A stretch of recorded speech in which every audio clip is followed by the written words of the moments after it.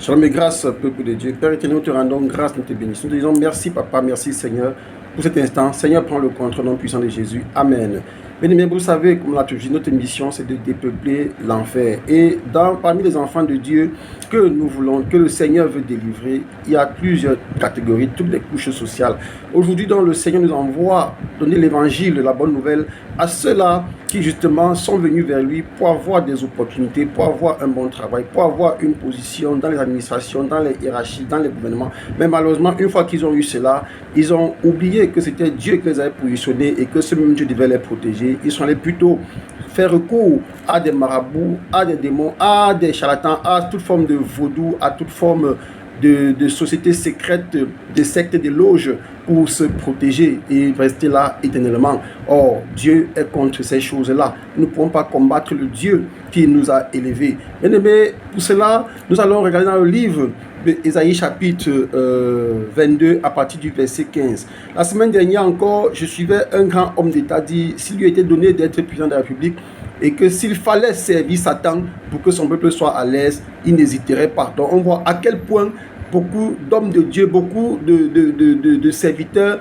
dans les nations manquent de courage, manquent de force. Ils ne savent pas que servir Dieu, c'est aussi de la patience. Servir Dieu, c'est aussi des moments de difficulté et il faut patienter. Malheureusement, quand ces moments surviennent, il préfère aller traiter avec Satan. Parfois, c'est même Satan qui te place la difficulté, parce que dans la difficulté, maintenant, il va te tendre la main, et beaucoup, malheureusement, ne comprennent pas cela. Ils vont tendre la main à Satan. À l'image de ce chef Nak, nous allons lire un peu l'histoire dans le livre d'Ésaïe 22, à partir du verset 15. Le Seigneur lui dit, « Ainsi parle le Seigneur, éternel des armées, va vers ce courtisan, vers Shebna, gouverneur du palais. » Donc, ce Seigneur qui envoie Ésaïe vers ce courtisan Shebna. Donc les courtisans, c'est des personnes qui sont souvent aux côtés des rois, aux côtés des princes.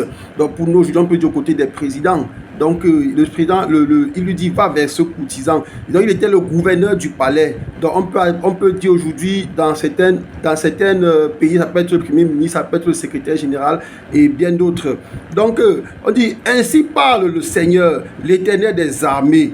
Va vers ce courtisan, vers Shebna, gouverneur du palais. Il dit à Shebna, qu'y a-t-il ici à toi? Et qui as-tu ici? Que tu creuses ici un sépulcre. Il se creuse un sépulcre sur la hauteur. Il se taille une demeure en roc. Donc, bien aimé, on voit ici que Shebna a été placé au palais par le président, par le Seigneur. Mais il faut arriver au palais, au lieu de servir la nation, servir le peuple comme il faut servir. Malheureusement, il a voulu rester là-bas. Et pour rester, il n'a pas compté sur Dieu. Il est plutôt allé là-bas, se signer des liens avec des entités maléfiques pour qu'il puisse s'asseoir autant qu'il veut. Il puisse cumuler autant de richesses qu'il peut. Pour lui, quand il le fait, il se dit intouchable, alors qu'en réalité, il est plus fragilisé qu'il ne l'était avant. Et vous allez voir cela par la suite. Voici, l'Éternel te lancera un jet vigoureux, il t'enveloppera comme une pelope. Il te fera rouler comme une balle sur une terre spacieuse. Là, tu mourras. Là seront tes chars magnifiques.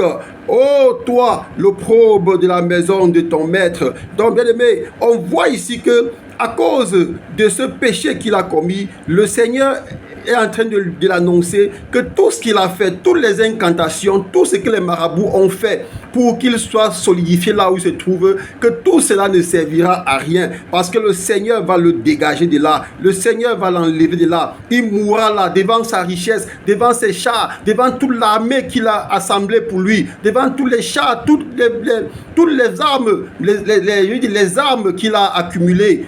Tout ça ne lui servira finalement à rien. Le Seigneur dit, je te chasserai de ton poste, l'Éternel t'arrachera de ta place. Donc vous voyez, bien aimé, comment c'est facile pour Dieu de te défaire de là où tu crois que tu es solidement installé, parce que tu as fait alliance à Satan, allégeance à Satan, au lieu de compter sur ton Dieu. Et le Seigneur lui dit, en ce jour-là, j'appellerai mon serviteur Eliakim, fils de Hilkidia. Donc maintenant, le Seigneur va le remplacer par qui? par son serviteur Eliakim. Et il dit, je le revêtirai de la tunique, je le revêtirai de ta tunique, je le ceindrai de ta ceinture et je remettrai ton pouvoir entre ses mains. Il sera un père pour les habitants de Jérusalem et pour la maison de Juda. Donc le Seigneur va le revêtir de quoi? De la tunique de Shebna. Et le Seigneur dit, il sera un père pour la maison de Jérusalem et pour le peuple de Juda. Donc, bien aimé, le Seigneur veut dire que quoi? Shebna étant là, a créé la division. Il n'était pas là pour le peuple, il était là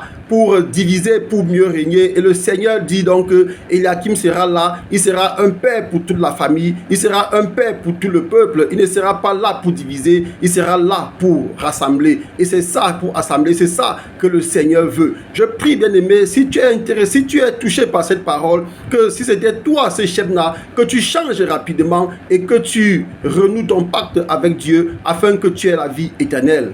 Amen.